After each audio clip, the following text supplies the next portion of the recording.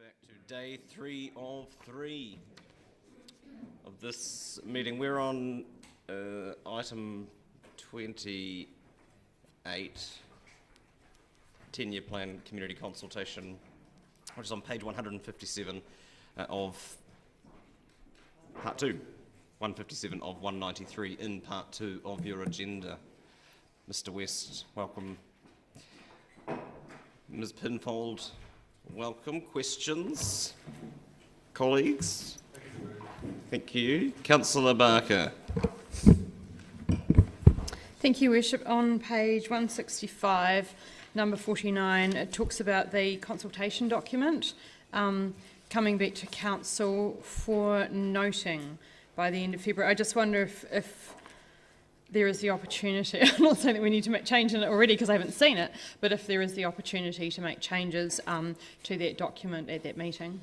There won't be an opportunity to make changes at that meeting, but we're working on a way that we can at least circulate the words to councillors for feedback. But to meet our print requirements and our deadlines to get it out in advance of the March consultation period, you won't be able to make changes at that meeting. But we will have the opportunity to provide feedback, but it will be via email or potentially a session where you can come in and see where we're at with it. Okay, thank you. Just if I might also add, I think we have by the 9th, is it the 9th of February, we have to have a draft to audit. So that's also what's driving it. So it's just tight. Councillor Whiting. I note around the costs and resourcing on page 163 of 193, 41, 42 and 43. Over the holidays I've come across a student doing politics and the planning at the university. Is there an ability for encouraging those sort of people to come and volunteer and intern and be a part of the process in some way?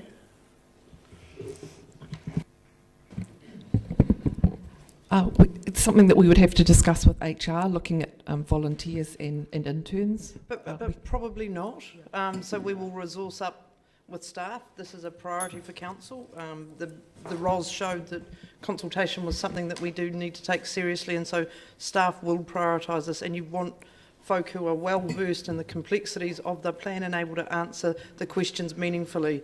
And so interns are probably, in that situation, not the best use of, not the best way to do that. But any member of the public who would like to engage and run a session, there'll be collateral they're welcome to take away and do what they would like with. But we will staff and counsellor these sessions in a way that hopefully creates meaningful consultation.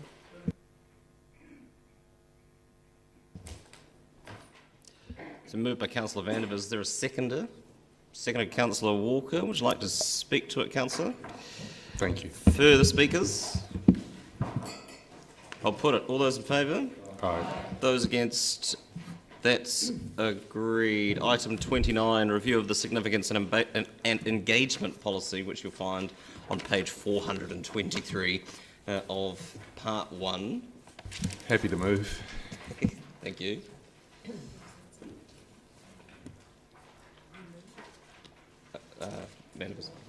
Thanks.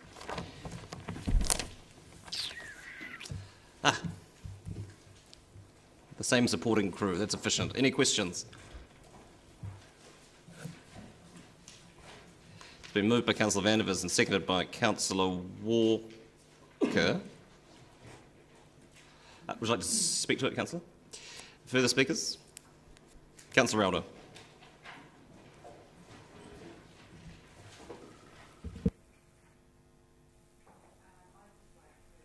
Use your microphone, please, Councillor.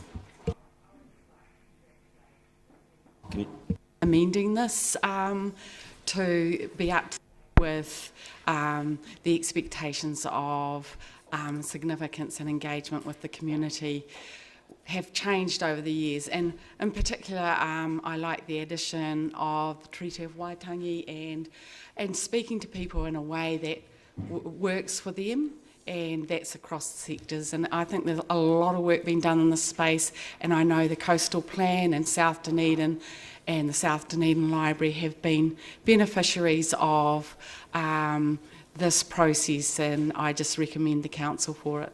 Thank you. Councillor Walker. Yep. Likewise, just want to pass on my gratitude for staff for working on this. My only, I guess, comment would be that hopefully the updated SEP does use a larger font size.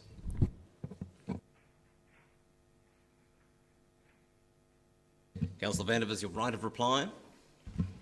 Just briefly, this simply updates a policy that we already had. The only real comment I had was very rarely on our council papers I draw a little picture of a teardrop, and I drew it beside the change that says change Fortune Theatre to 231 Stewart Street, formerly the Fortune Theatre. A moment of sadness there in passing. Those against? That is agreed. Item 30, Revenue and Financing Policy, page 439 in part 1. Mr. Logie.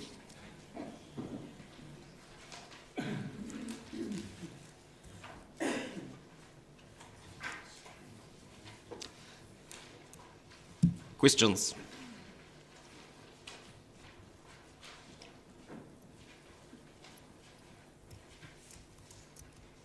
There are none. Councillor Barker, you have waited long enough. Thank you. I just have a question around, because this is for the 10-year plan, and some of the figures that have changed are around the tourism-facing assets, and I wonder whether there'll be the opportunity to review and revisit those as tourism hopefully comes back. So basically, if you refer to the table on page 446, where we put the policy and then obviously how the 21-22 budgets look, and yes, some of those operations are operating outside the policy, and that's a result of the COVID thing. So I think as we progress through each annual plan, we'll be able to review this and make sure that they come back into line, and if they don't, then we can review the financing policy at that stage. Okay, thank you. Councillor O'Malley. Your Worship, it's around the Aratoi ratios, and specifically the Lanyuan Chinese Gardens. It's compared to the other institutions, especially the fact that it's now tied in with Toitu, the ratios are quite different in terms of self-support and council support. Do you know the rationale behind that? So the rationale behind that is that both for Lanyuan and Ulverston, they do actually have a commercial income stream from customers, whereas the other ones are provided relatively free to the public. So if you think about the art gallery and Toitu, they're free, whereas actually those things do charge for people to come and visit those attractions. So, I guess that's the question, especially Lanyuan. Why do we have a gate charge at Lanyuan and we don't have one at Toitu? What's the reasoning behind that? Through the chair, that was a council decision made when Lanyuan was opened, that it had to recoup some of its expenditure. So that was a council decision at the time. Thanks. So I'm kind of aware that I just really wanted that restated, so that's clear that that's what we are doing here in terms of whether we ever want to reconsider that. Councillor Raddick. Has there ever been, or is there a plan to do some kind of analysis on the difference between patronage and pricing, charging for entry? So, we have a range of facilities with no charge for entry and some facilities that are paid for. And so it looks quite good on a percentage, but, how does that affect patronage and so forth? I'm aware of studies in other jurisdictions on this, and there's a lot of debate, and there's debate around this table about the issue. And I think it's horses for courses, for my own opinion. But have we done any studies or have any plans to do any study of that matter? Through the chair, work has been done in the past, and I believe, certainly not in my time, but council has considered reports around charging for various facilities and not charging for others. Currently, that's the way that it's structured, in that there's Lanyuan and Ulverston that are currently charged. General wisdom is that charges that are placed on cultural facilities tend to decrease patronage, but that's not the case in other countries. It varies across. Generally, in New Zealand, cultural facilities are free entry. Quite so. I was just wondering if we had done any, or have we had any plan to do any? No. Thank you. I certainly recall debates that we've had about introducing charges for cultural facilities. I don't recall ever having one debating whether we should remove admission charges from Lanyuan specifically. But for the work to happen, council would need to ask for the work to happen. Further questions? Someone like to move the recommendations? Moved Councillor Lord, seconded Councillor O'Malley. Would you like to speak to it, Councillor?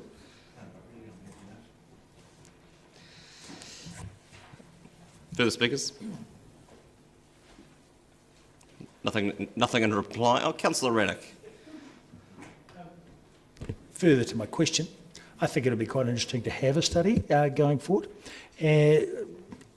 about the current and existing facilities, but in particular, since we've been talking about the New Zealand Sports Hall of Fame, because in the background is the thought that that particular national institution, which would be the only national institution here in Dunedin, could present an opportunity to create a fully funded attraction, a museum that's fully funded by gate takings and actual income that it itself achieves. So I just put that out there as a thought to hold in mind, because that is a debate that will be coming forward. Thank you. Councillor O'Malley. I just want to make it clear that when I asked the question about Lanyuan, I was not suggesting that Toitu start charging.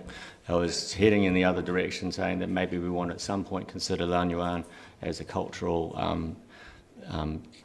entity inside in the city, the same way we do Toitu. But I do not see any need to progress that at the moment. It's just quite literally raising the idea. Thank you. I think it would be truly remarkable if any cultural institution managed to be self-funded through gate takings. I've never seen one in any form that isn't either subsidised by public or private philanthropy, but a remarkable achievement it certainly would be. Councillor Lord, your right of reply. I'll put the motion. All those in favour? Those against? That's no. Agreed. Recorded, please. Oh. Councillor Vandevers, thank you. And item 31, the rating method. Mr Logie, page 174 of part 2.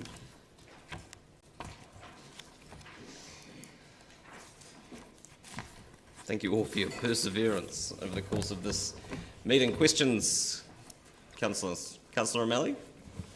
Well, it's relating to a supplementary motion that I plan to put forward, which apparently I've just received the latest feedback from staff on how to write it. Effectively... You can foreshadow something at a higher level if that would be helpful.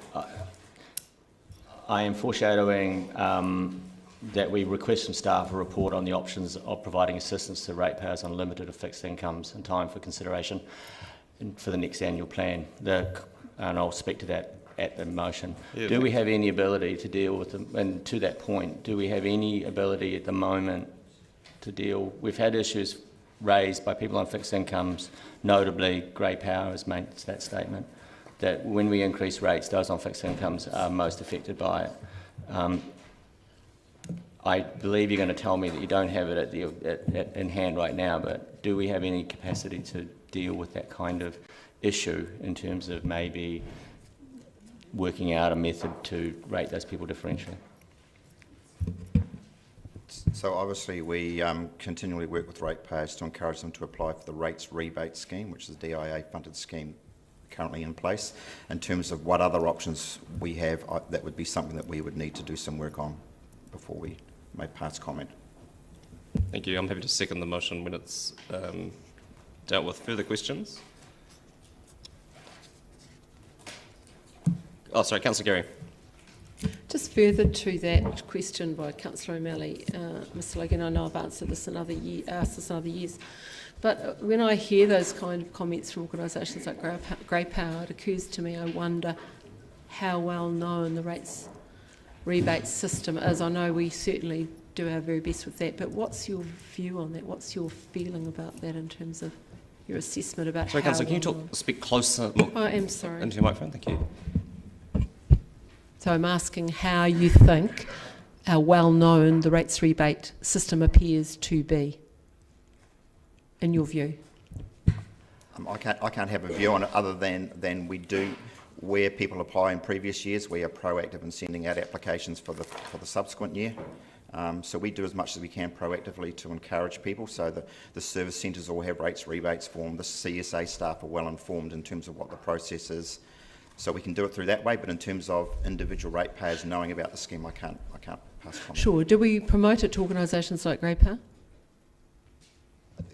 Again, I'm not sure what Grey Power do. Grey Power should be aware of the scheme, so therefore what promotion they do, I don't know. Okay, thank you. Mr. Logie's perspective probably somewhat jaundiced by the fact that he personally is very aware of the scheme. Councillor Elder. Thank you, Chair. Just another question related to that. Is there a cap on that? Like, once you've reached this many million or whatever, there's no more rates rebate, or basically is it available to all with no limit on the number who apply? No, in terms of the number that apply, I don't believe there is a limit, but there's a lot of criteria that has to be complied with before you're eligible to apply for it. Okay, thank you.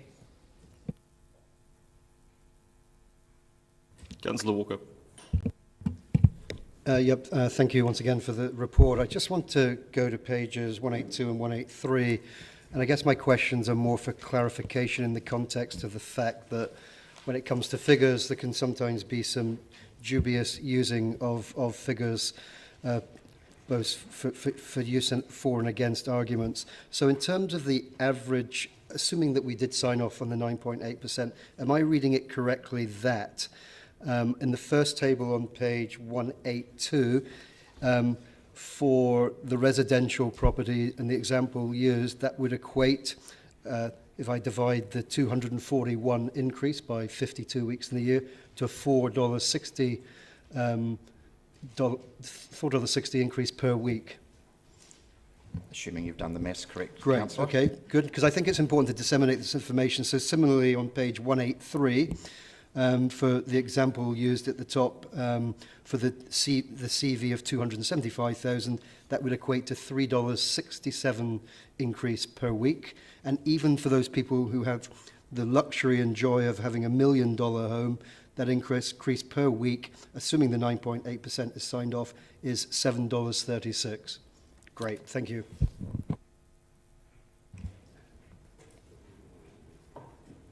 Councillor O'Malley. There are no further questions. So, sorry, were you planning on moving it along with the recommendations, or do you want to do it as a subsequential motion? I'm comfortable either way. I'm comfortable either way. I think easier as a supplemental, that way it doesn't confuse the debate. Would someone like to move the recommendations to adopt the policy? Councillor O'Malley, seconded Councillor Staines. Would you like to speak to it? Just briefly. I know that we can break that down into things like weekly payments and other such things, and I believe Councillor Walker's question commentary is quite valid, but I do also recognise that this is a 9.8, 9.7% increase. So, but we have to do it, and that's the whole point. And so, as all the debate that's led up to this item has shown, we cannot step away from this. That's basically all I have to say. I'll put the motion. All those in favour? Those against? No, recorded, please. Thank you. That's agreed.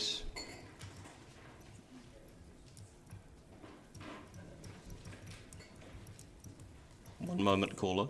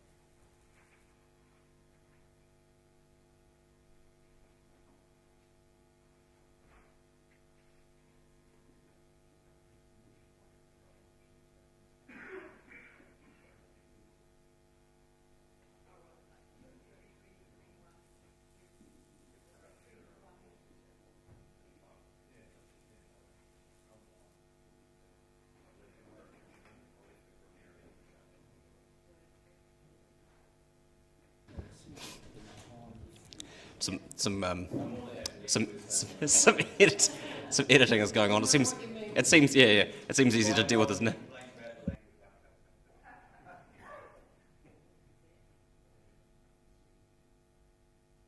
Everyone needs a hobby.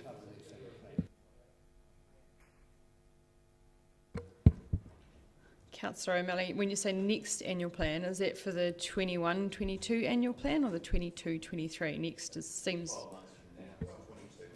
Okay, thank you. In order to give staff the time to do this and not interfere with the current long-term plan preparation.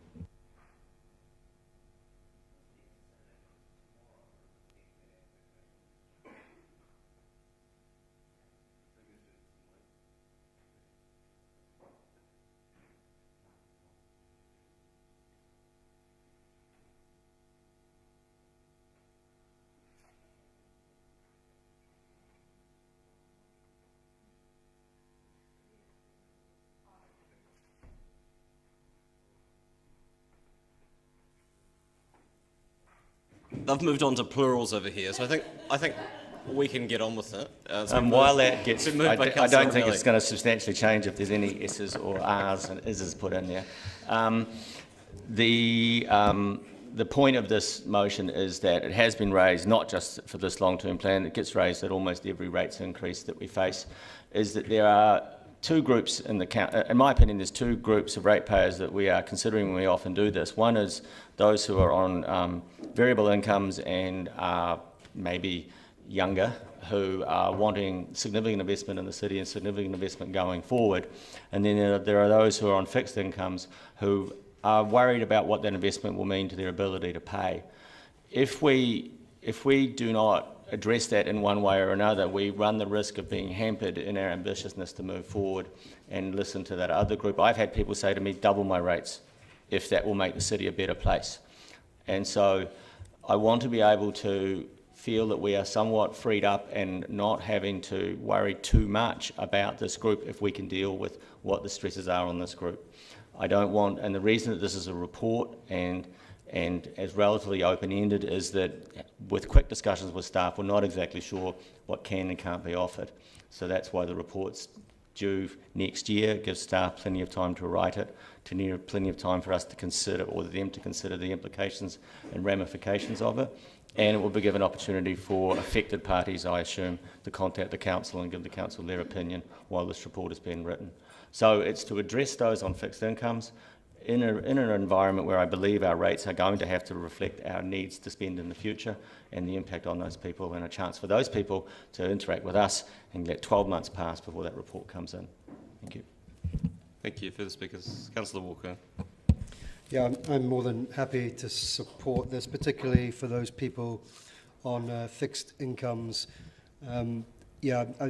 Councillor Malley did mention the younger generation as well. I'm not so concerned there, because I think the intergenerational benefits that will accrue moving on down will feed through to the benefits for that particular demographic. But certainly for those on fixed incomes, I think it's incumbent on us to at least look at ways of addressing the potential difficulty. Councillor Gary. Thank you, Your Worship. I thank our colleague Councillor O'Malley for bringing this motion forward. I think it does allow us to raise the issue, discuss it, promote it, and engage with those members of our community who don't know what's available now, and it gives us a chance to explore other options. I often find people have no knowledge of the rates rebates scheme, which always surprises me. But I look forward to the report. I think it will be a very useful way to engage with people who look at the rates rises and see it as the only option for them to deal with this. Councillor Barker. Thank you, Your Worship. I think at the start of this three-day meeting I mentioned something that we'd seen in the ODT, which was grey power age concern, talking about the rates rise, and I think this is a good way of addressing it. When we look at the statistics around Dunedin, we do have quite a lot of people on low income, which is also often skewed by the number of students that we have here. So I really welcome this, and I look forward to the report.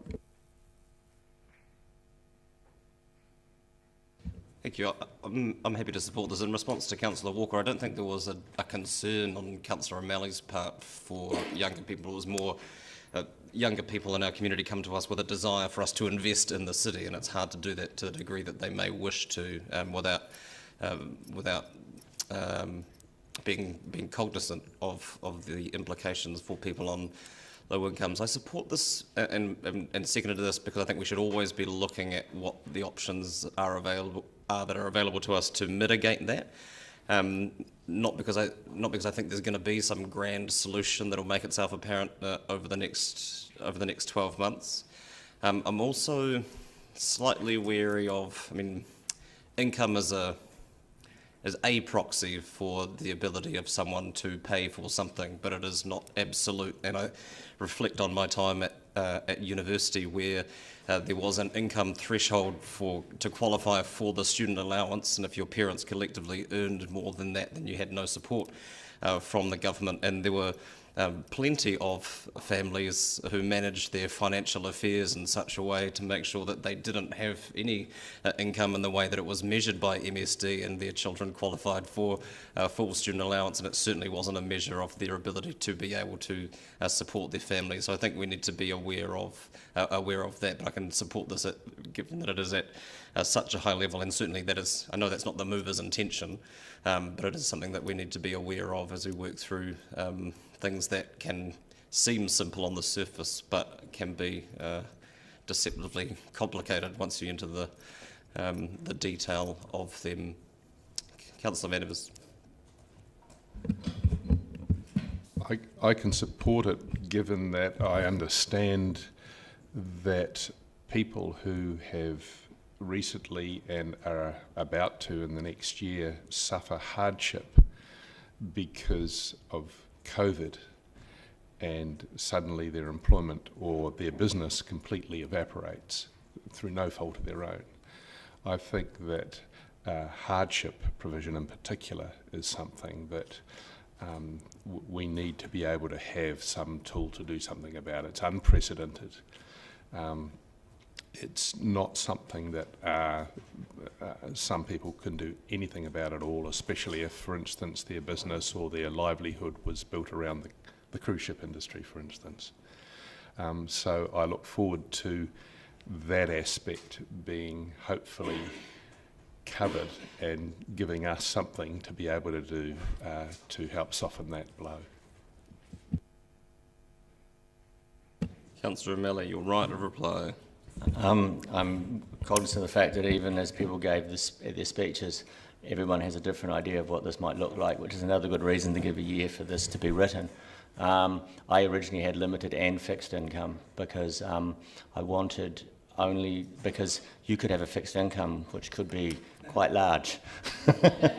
But the point is, it doesn't really matter too much on the specifics of the wording of this motion because it's the working up of the report that will matter, and I think we'll take into account everybody's views here. Like Councillor Vandervis's last comment on whether or not we would extend it to acute economic stress during crises like COVID would be something that could potentially be put in the report. Or whether we define it specifically to retired people who are on only the pension. There's a whole gambit of ways we could look at this, and I think that's what the preparation of the report will cover. Thank you very much. I'll put the motion. All those in favour? Those against? That's agreed. Item 32, rates, remission and postponement policy. Councillor Gary is withdrawing. Mr. Logie remains. Questions? Councillor Barker. Thank you, Bishop. I think I read it somewhere in all these papers, but I just wondered what our budget is for rates remission. $600. Oh.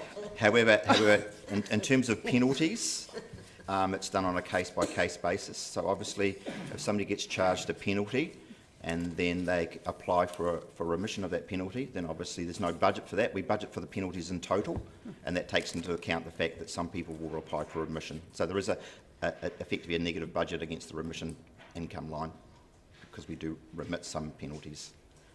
Okay, just to question my own understanding of this, so we don't like put $60,000 aside to say that we're going to spend or allow that much in rates remission in total? Not for rates remission, but, okay. we do have a budget allowance for the penalty remissions. Okay, I might have read that incorrectly. Thank you.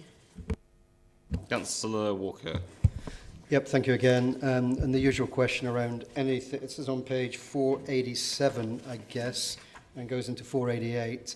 And the question obviously is around, as we always ask for many policies we have, in terms of objective 7.1, the new one, to support fairness and equity of the rating system by providing relief for certain targeted rates, blah, blah, blah.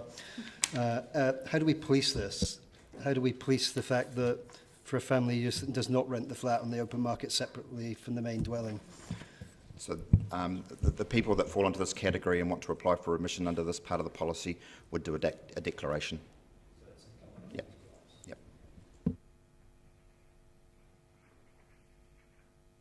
Someone like to move the policy? Oh, questions. Councillor Benson-Pope. Mr. Logie, given that we're about to advertise variation 2, which change? Can you speak slightly closer to your microphone? In which one of the changes relates to family flats and their occupancy.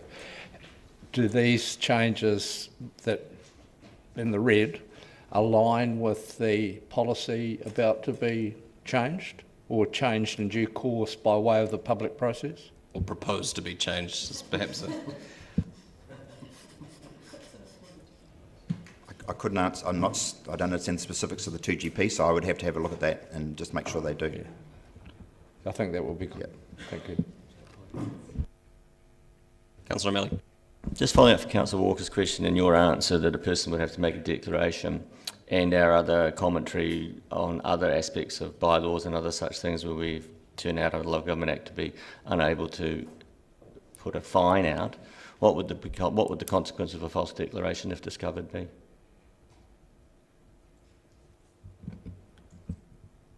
Again, I'd have to just be careful what I say here. Again, I'd probably have to take advice in terms of what we would do. Generally, it's an annual declaration, so they are required to do it on an annual basis. So, but yeah, I'm not sure what levers we would have in terms of if somebody was a false declaration. So I might just have to take advice. Someone like to move the policy be adopted? Moved Councillor Elder, seconded Councillor Staines. Would you like to speak to a councillor? Speakers? Councillor O'Malley. Just following up my question and saying basically all of these policies we have, if we don't have any enforcement component to go with it and simply just cost recovery, it's open for basically people to say, well, I'll get away with it, and if I get caught, the worst that'll happen is I'll end up having to pay what I had to pay anyway. So we probably do need to start asking the government about, I believe it sits in the Local Government Act, about amendments to that act. It's certainly been topical, the ability of local government to levy fees, and I think that the LGA allows for them to be created, all those powers to be created under regulations, but subsequent to the legislation passing in 2002, that opportunity hasn't been taken up by anybody who's been in a position to do that. Councillor Elder, your right of reply. I'll put the motion. All those in favour? Those against? That's agreed. And finally, an overarching resolution. I'll move that Council approve the changes to the draft 10-year plan, forecast financial statements and supporting documentation for the purposes of developing the 10-year plan 21 to 31 and engaging with the community.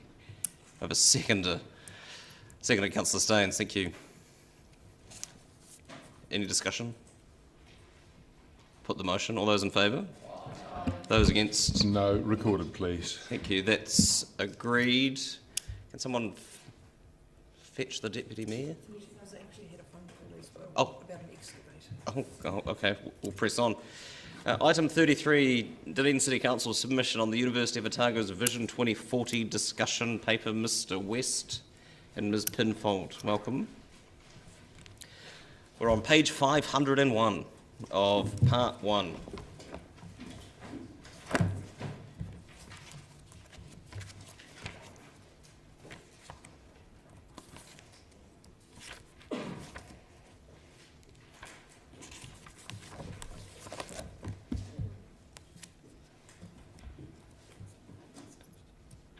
Thank you.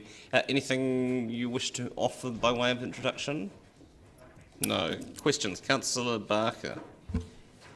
Thank you, Worship. I'm just looking at the date and, of when the strategy was put together, and I wonder whether there's been any feedback from them about whether they're considering changing some of their figures, etc. I noticed they were looking at 25% growth, and this looks like it was kind of done pre-COVID and pre a change of a Vice Chancellor, and this won't obviously affect what we're putting in, but I wondered whether they were thinking about changing their strategy.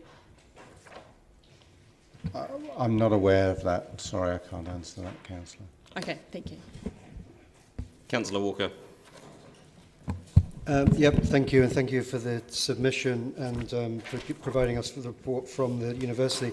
The one issue I do have in our submission relates, I think it's in section 9 of our submission, when we're responding to their demand for questions relating to outstanding campus environments. I'm just a little concerned, and I always have been, that for me, we don't mention in our submission, but I think that any outstanding campus environment should be bike friendly, and the university currently isn't.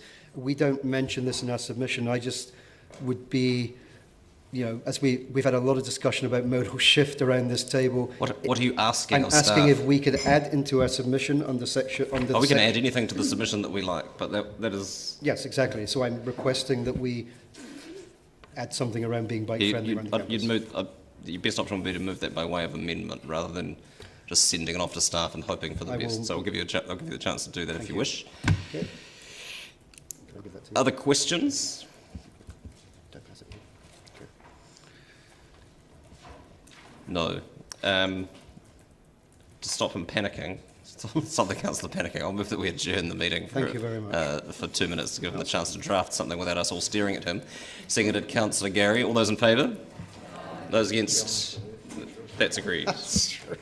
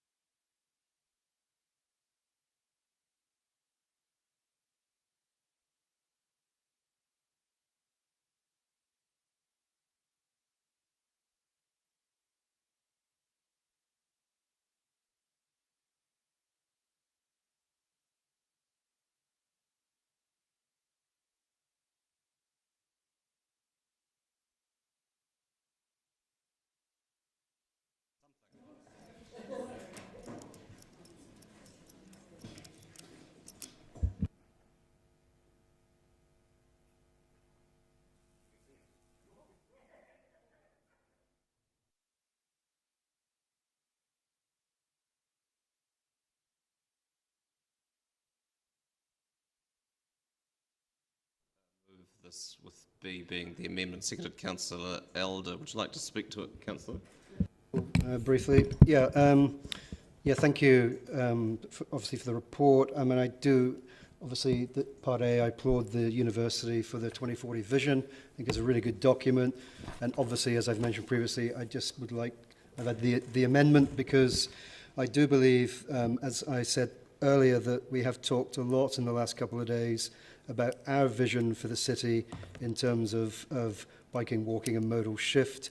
And I know many people over the years who I've spoken to who have been students or academics at the university, my wife being one, who are rather perplexed at the lack of ability to cycle around a university. And I'm sure those of us who have travelled abroad into other countries are aware of the fact that one of the joyous, vibrant elements of universities, and I can think of Oxford and Cambridge, is the plethora and mass of bikes used by students and academics, which actually ultimately spills out into the community. And I think with this demographic, you're giving an opportunity to young people to have the opportunity to cycle to their in essence their place of work as students.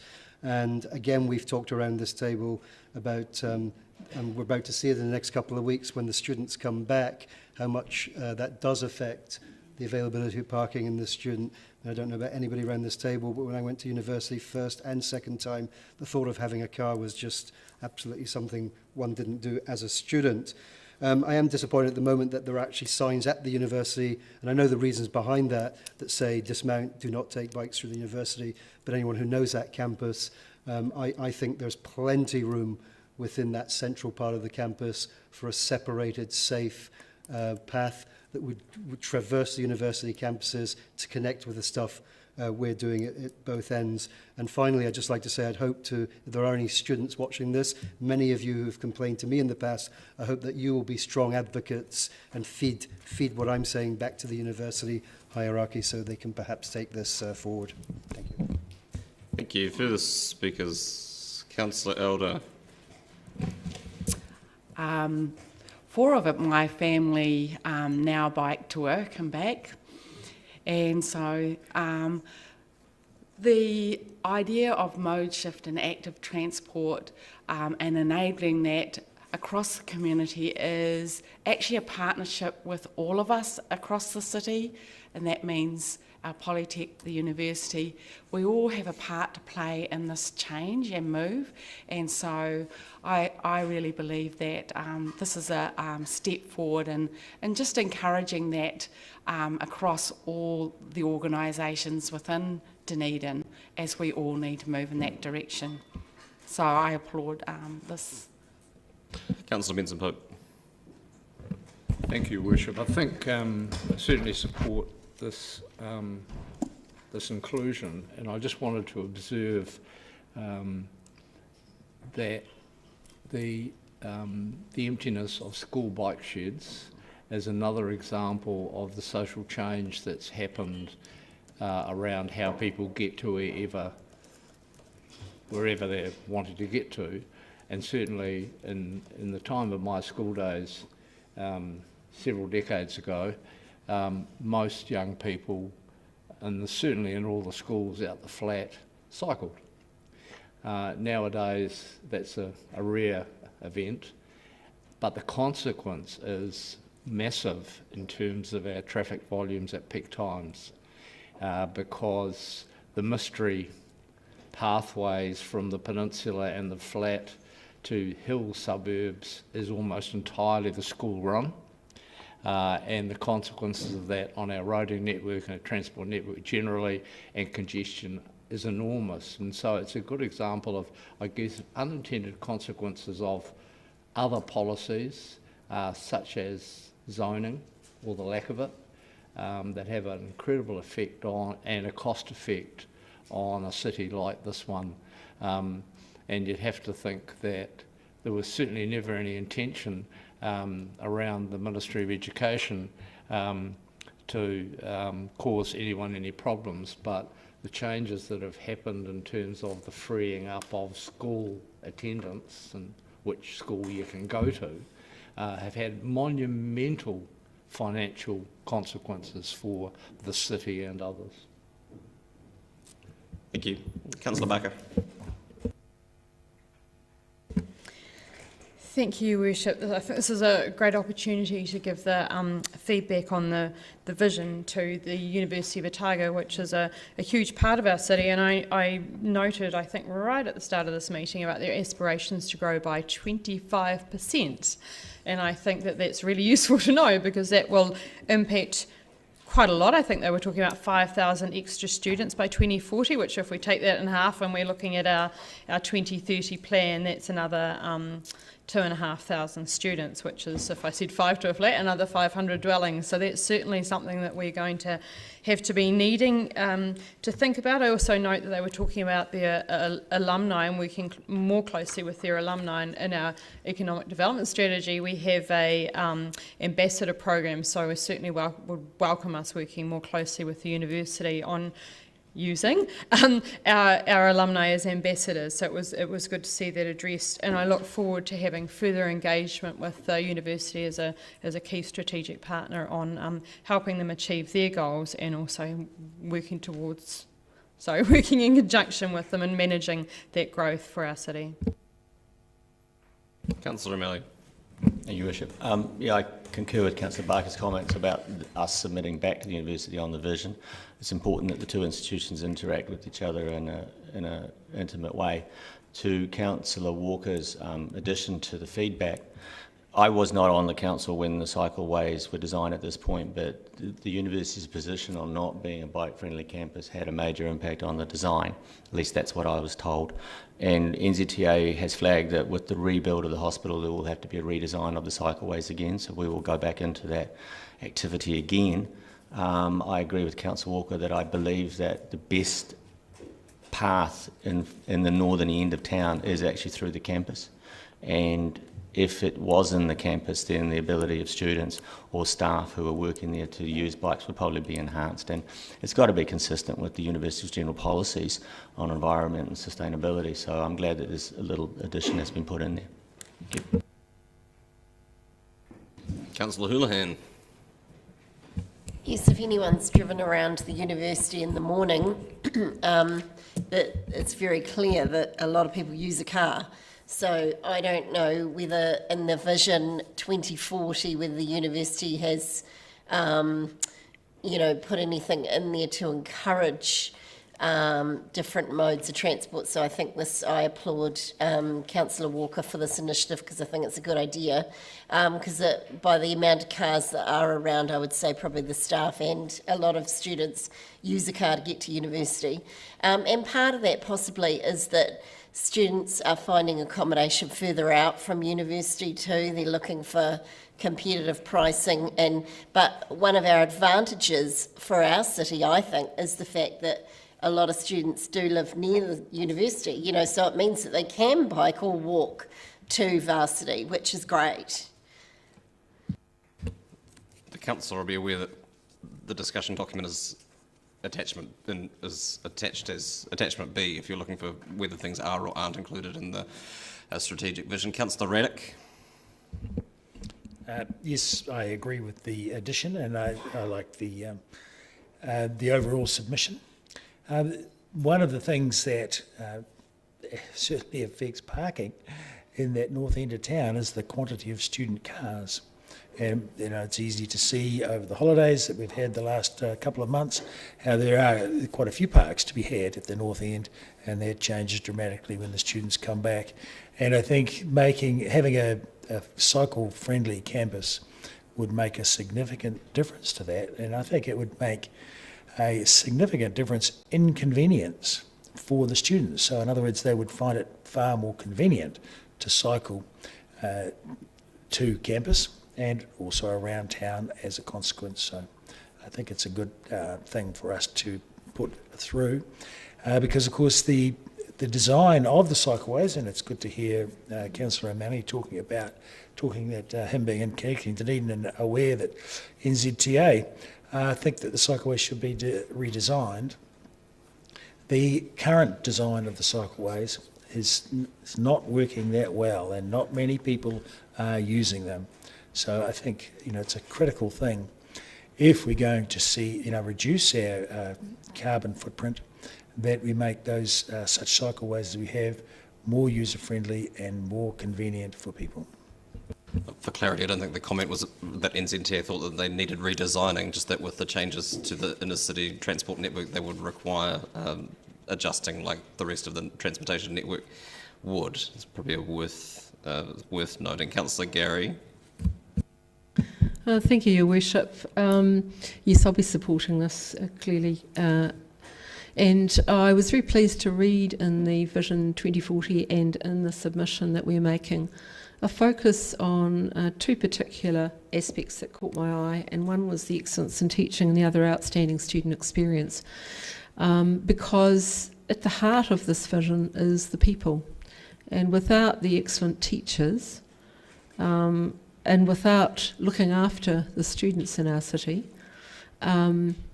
we don't have an excellent student experience and we don't have excellent teaching. So throughout this, the focus has got to be on the people, on the people, on the people.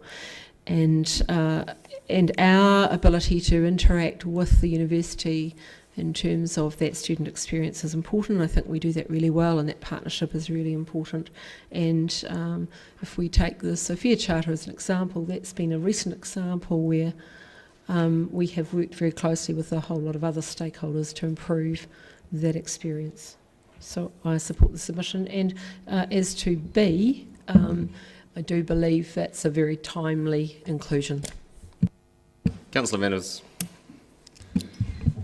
When the one-way street system cycleway was being proposed early on, there were alternative proposals suggesting that cycle traffic from North East Valley would much more naturally be funnelled through the gardens, through the university and down Leith Street, so that you wouldn't have to mix cyclists with heavy traffic.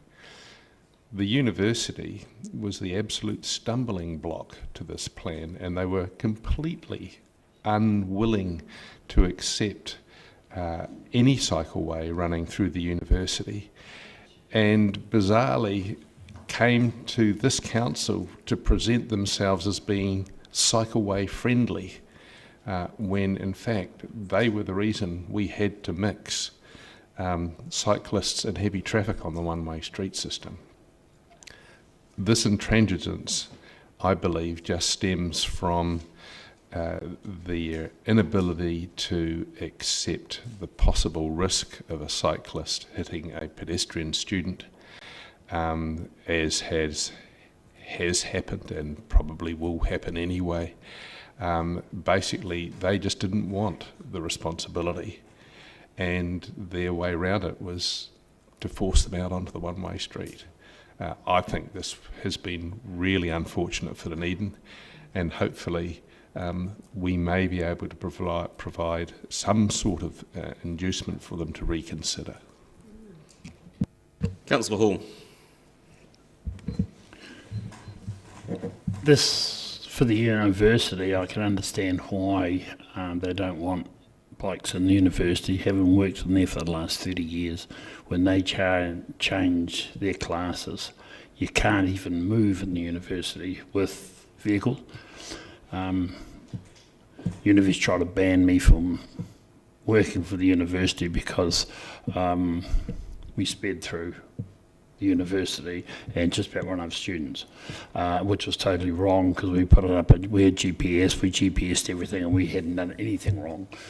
But I can understand why they don't want bikes through the middle of the university, because there's just so many students when they change classes and you can't even move in the area. And that's one of the main reasons they have been saying no, they don't want bikes in there. I do disagree with it, but how they'd manage it, I don't know.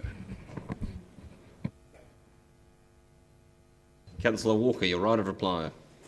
Yep, very briefly. Echo most of your sentiments around the table in regard to the 2040 vision document overall. And in terms of the addition, thanks for the positive feedback from pretty much all of you. Although I would urge Councillor Hall to take if we can ever travel again, a visit to Oxford, Cambridge or Freiburg or UCLA or wherever in the world where they have much busier campuses and very successful integration of walkers and cyclists. So thanks, for supporting this, what I see as a very progressive addition. Let's just hope that the university itself is open to listening to potential directional change on this particular subject. Thank you. Thank you. I put the motion. All those in favour? Those against? That's agreed. 34 is a notification of the second generation district plan variation to additional housing capacity. Councillor Hall is withdrawing in time for his morning meeting. Very timely. I'm going to propose that we move into non-public to be able to ask questions of the substantive report, which won't be made public until next Wednesday morning, and then come back into public session to be able to formally to approve the resolutions as set out in the order paper. So I will move that for the reasons outlined on the order paper that we move into non-public. Seconded Councillor Gary. All those in favour? Those against? That's agreed. Thank you. Oh.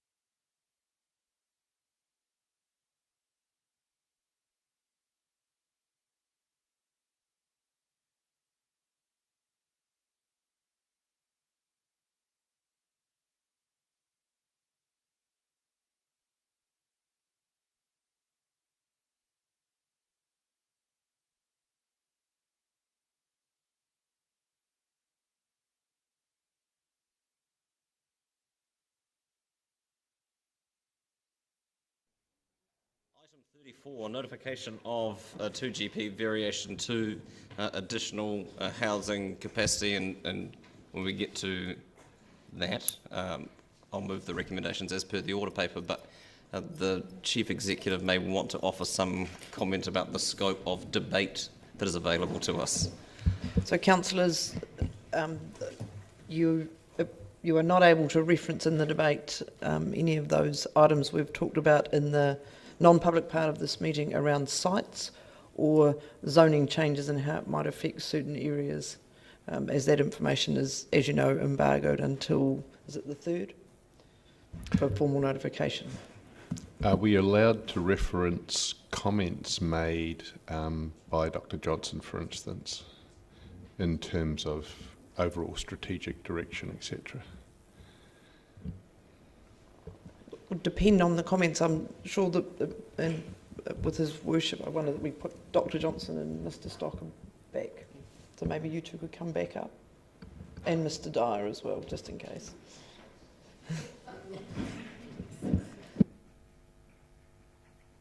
But you'll appreciate the need for caution.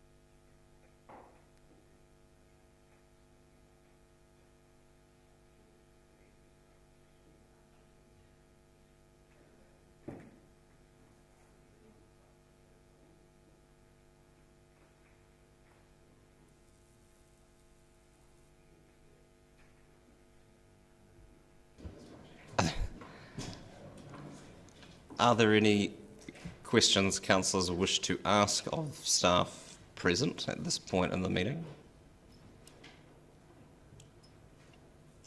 There's no right or wrong answer. No. Okay, thank you. Well, like I said, thank you, the three of you. I'm happy to move these recommendations. Is there a seconder? Seconded, Councillor Lofiso, thank you.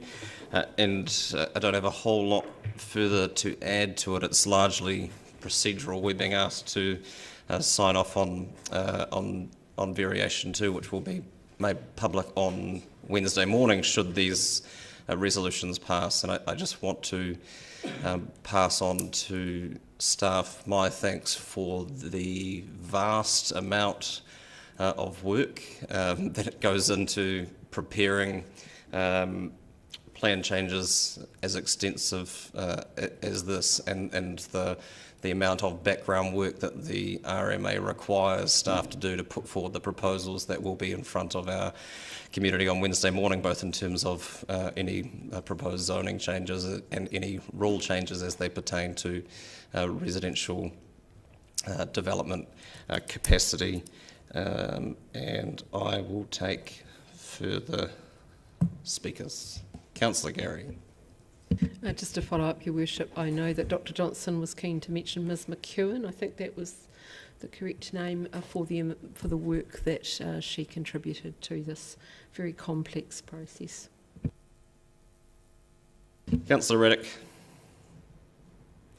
Yes, I'd like to commend the staff for their hard work in doing this. It's a huge task to address all the shortfalls that we have, especially with the housing shortage, but also the coordination with Three Waters and infrastructure to look at some flexibility around the options for dealing with stormwater and wastewater to be able to open up areas within the city or around the city for further development. So it's very good to see, and I commend all of the people for their hard work.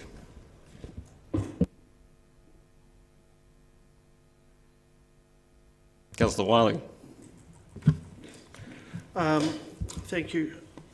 I too want to thank staff for the process they've gone to get to this variation 2.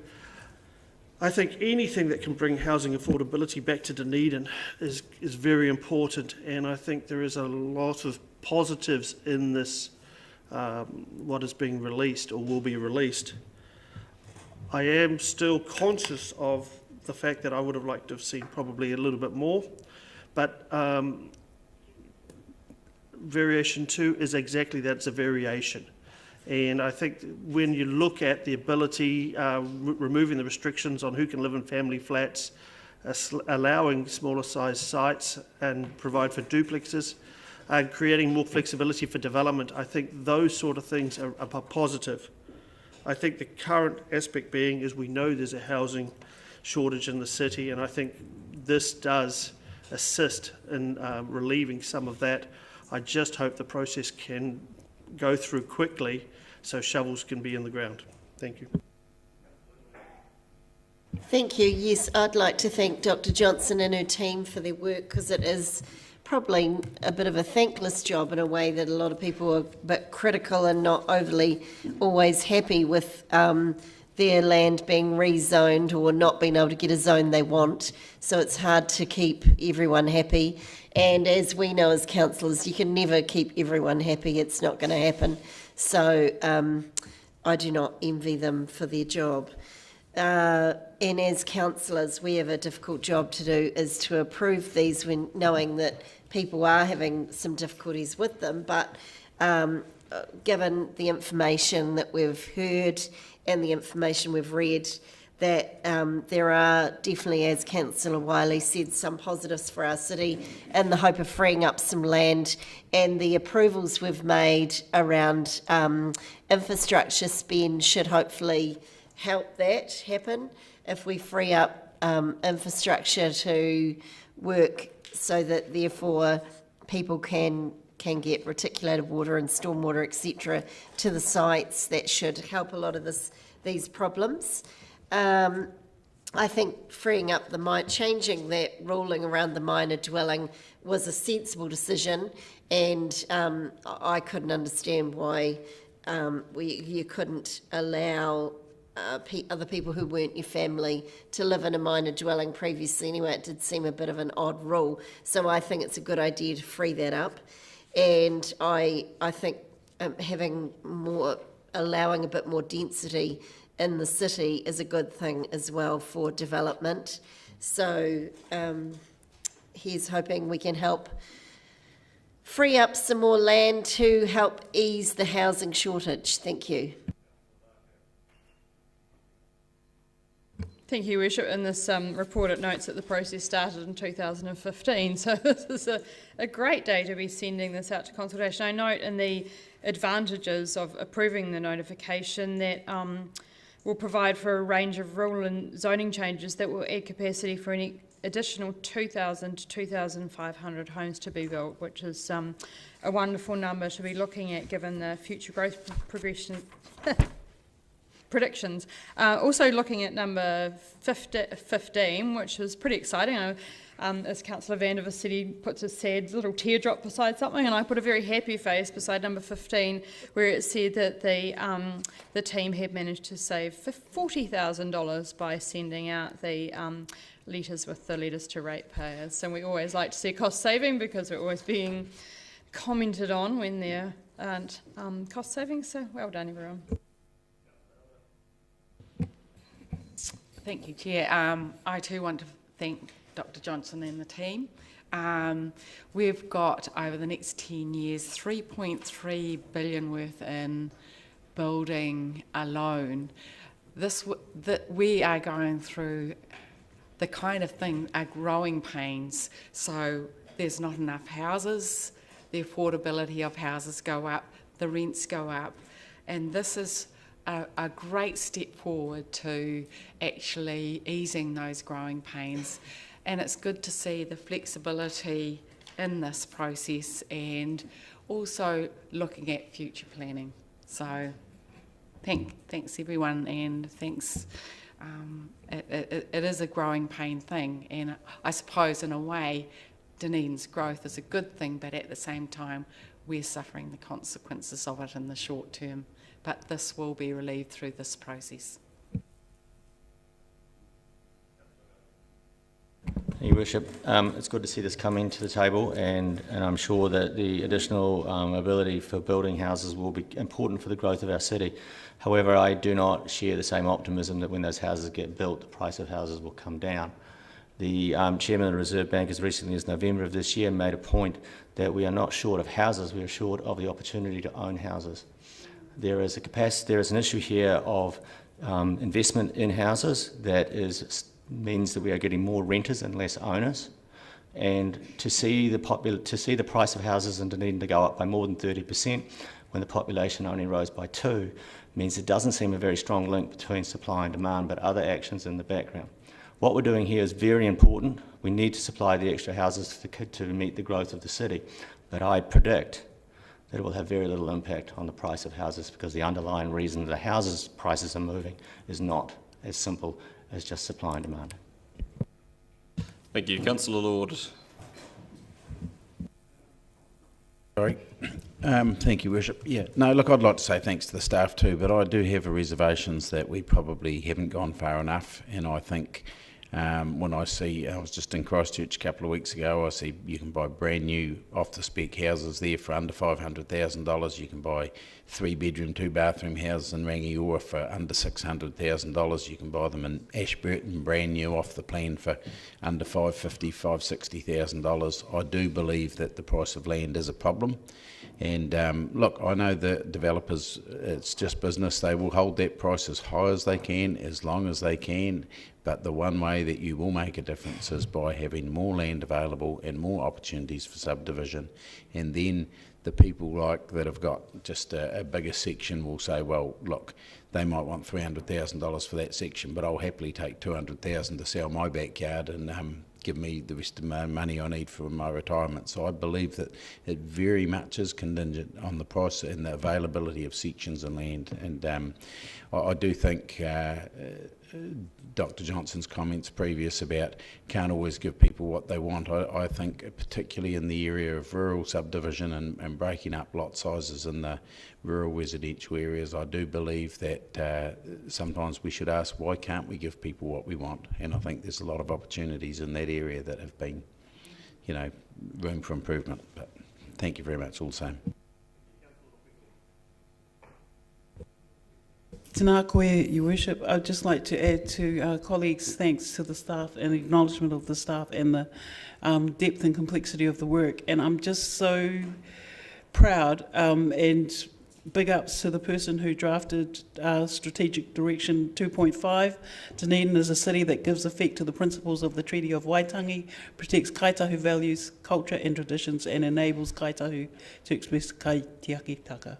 And I think I agree also with Councillor O'Malley's comments, but I think we, as was said yesterday, we have to do what we can within the constraints that we have as a TLA. Thank you.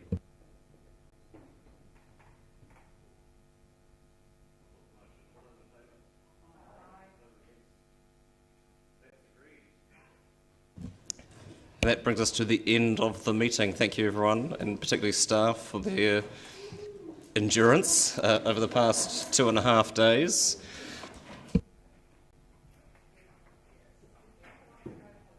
I'm reliably informed that there is lunch at 12 o'clock, well, 4:12 o'clock, but by the time you shuffle your way over there.